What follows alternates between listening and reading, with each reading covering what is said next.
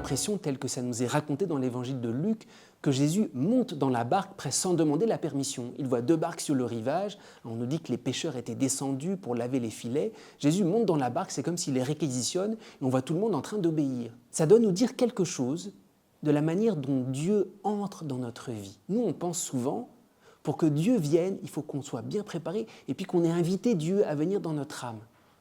Dieu vient avant même qu'on l'invite. Et ça nous est souvent montré dans l'Évangile.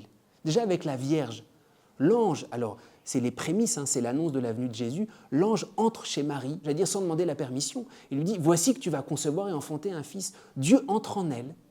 Alors, elle dit qu'il me soit fait selon ta parole, mais c'est Dieu qui a pris l'initiative. Zachée, aujourd'hui, il me faut demeurer chez toi. Tu n'as pas le choix, je viens chez toi. Marthe et Marie, tout l'évangile de Luc, on voit Jésus qui ne cesse d'entrer comme un improviste. Et peut-être là où Jésus entre le plus dans le monde, en chacun d'entre nous, c'est à travers la passion. À travers la croix, Jésus entre dans la maison de chacun des pécheurs. Aujourd'hui, il me faut demeurer chez toi.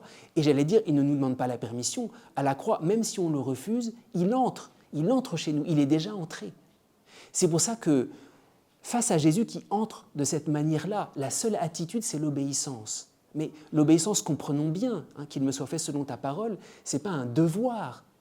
Il faut que j'obéisse à Jésus qui vient. Non. Qu'il me soit fait selon ta parole, c'est une immense joie lorsque Jésus me dit « Aujourd'hui, il me faut demeurer chez toi ».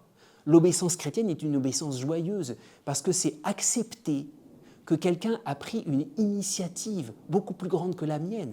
L'obéissance chrétienne, qui est d'abord qu'il me soit fait selon ta parole, qui est d'accueillir celui qui vient, d'accepter qu'il soit là, c'est ça lui obéir. Il entre dans la barque et je fais ce qu'il me demande.